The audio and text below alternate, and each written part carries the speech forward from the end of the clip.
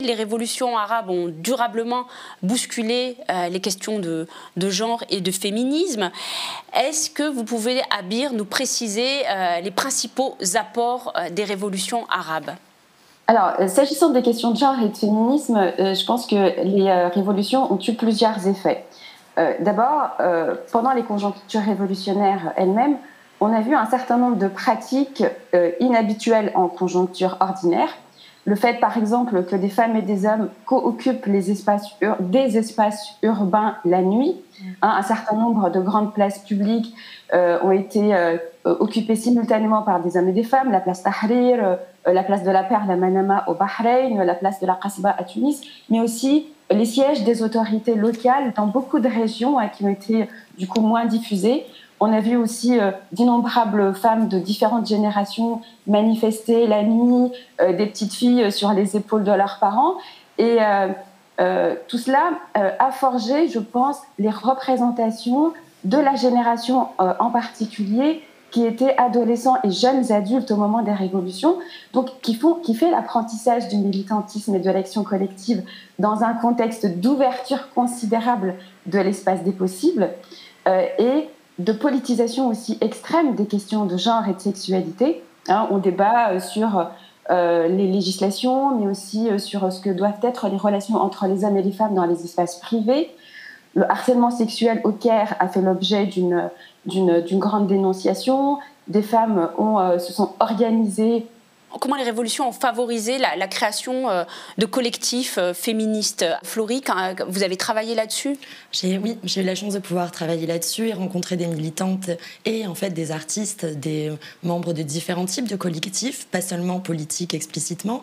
On sent qu'au lendemain de la Révolution, il y a eu une libération de la parole d'une part, et aussi l'essor de partis pendant un premier temps au lendemain de la Révolution portés par des femmes, aussi d'associations qui parfois préexistaient la Révolution mais ont eu une nouvelle visibilité à ce moment-là. Et c'est un petit peu aussi à travers les questions qu'elles ont mis au devant de la scène que les choses ont évolué dans le lendemain de la Révolution. Vous parlez du harcèlement de rue.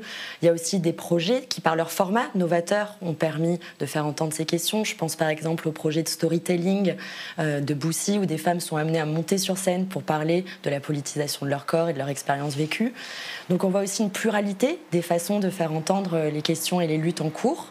Et c'est aussi ça, la richesse de ce moment post-révolutionnaire, c'est des reconfigurations à plusieurs échelles, à l'échelle politique, à l'échelle familiale, à l'échelle amicale, à l'échelle artistique, qui ont permis à différentes modalités de conversation, en fait, d'exister sur la scène publique, mais aussi sur la scène privée, en sachant que c'est aussi là que se construisent les reconfigurations qui influent ensuite sur la sphère publique. Alors, Shahnaz, vous étiez en 2011 sur cette place Tahrir en Égypte.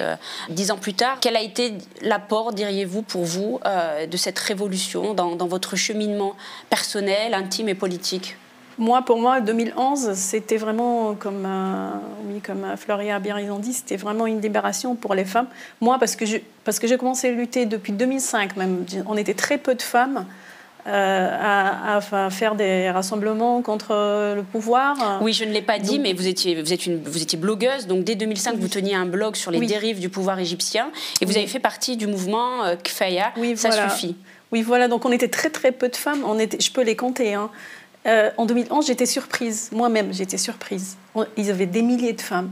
Moi, c'était la joie. J'étais très heureuse. Et je voyais que ça, quelque chose, ça arrivait quelque chose. La révolution, elle a fait quelque chose. Elle a libéré beaucoup de filles, beaucoup de femmes, beaucoup de jeunes femmes surtout.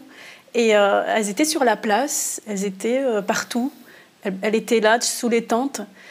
Par contre, ce que j'ai découvert en 2011, que ça n'a pas changé grand-chose dans la mentalité des hommes, parce qu'on était, par exemple, le 8 mars 2011, on a essayé de faire une marche des femmes à la place Tahrir et à côté, et on était agressés. Il y avait de violences contre toutes les femmes. Ils ont insulté, ils ont dit oui, qu'on est un peu, je ne veux pas dire le mot, mais voilà.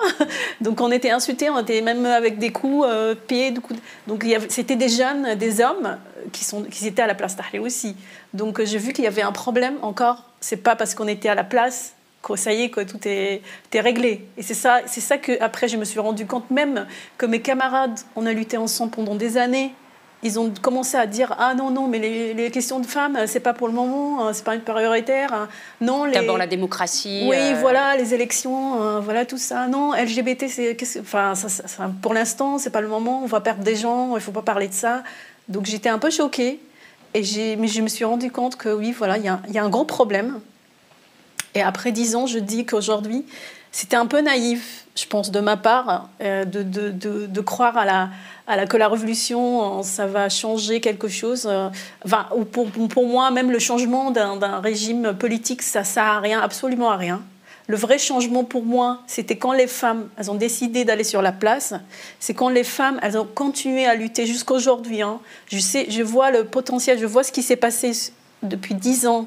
Je vois comment ces jeunes femmes, aujourd'hui, par exemple, elles parlent ouvertement, elles n'ont pas arrêté de parler malgré malgré l'oppression de la société et du pouvoir, mais elles continuent. Des jeunes filles qui, même je vais parler des filles de TikTok qui se sont... On va en parler, oui. Oui, voilà, donc voilà, il y a plein de femmes aujourd'hui qui ont... Ça y est, il y a quelque chose qui s'est passé, ils ont eu courage, il n'y a pas de retour arrière, elles ont continué aujourd'hui, je vois la différence.